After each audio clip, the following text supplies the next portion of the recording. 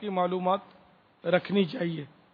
اب چونکہ لوگ افطار کرتے ہی اذانوں پر ہیں، یہ عام ایک عرف ہو گیا اس پر،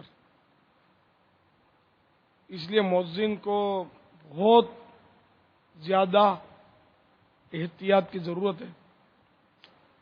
لیکن کوئی مؤذن جان بوجھ کر غروب آفتاب سے پہلے اذان دے دے، اس کا امکان نہیں ہے۔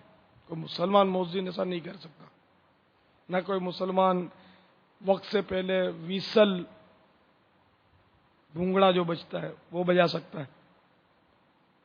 تو اب اگر غلط فہمی کی وجہ سے کہ اس کی گھڑی نے دھوکہ دے دیا یا غلط فہمی ہو گئی، گھڑی آگے پیچھے ہو گئی، اس نے اذان دے دی،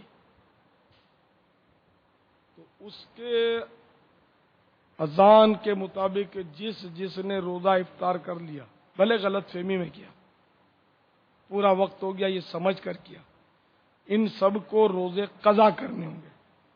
کفارہ نہیں ہوگا اس پر، صرف قضا فرض ہوگی۔ رمضان شریف کے بعد وہ 5 دن جو حرام ہے روزہ رکھنا سال میں، ان کے علاوہ کسی دن قضا کی نیت سے روزہ رکھ لے۔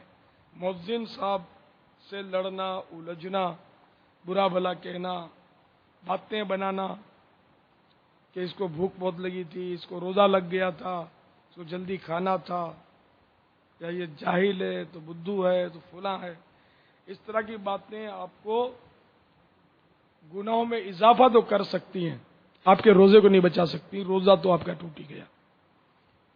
اس طرح سحری میں بھی احتیاط کی جائے۔ سحری میں تو مسئلہ ہی مطلب یعنی کہ چلو افطار میں تو ایسا ہے کہ غروب آفتاب کے بعد اذان دی جاتی ہے، فجر کی اذان تو فجر کا وقت شروع ہونے کے بعد دی جاتی ہے، تو فجر کی تو اللہ اکبر شروع ہی سحری کا وقت ختم ہونے کے بعد ہونی چاہیے، تو اس لیے اس کا تو تعلق اذان سے ہے ہی نہیں، یعنی یوں بھی نہیں ہے، اس لیے اذان سے پہلے ہی کھانا پینا بند کرنا ہوگا، لیکن اذان کا کوئی تعلق نہیں ہے۔ وقت صبح صادق کا وقت شروع ہونے سے پہلے پہلے روزہ بند کرنا لازم ہے۔ پانی پی کر بند کرنا یہ ضروری نہیں ہے، مطلب کھانا پینا اگر کھا پی رہا ہے تو ترک کر دے، نہیں کھا رہا تو ٹھیک ہے، اب نہ ہی کھائے۔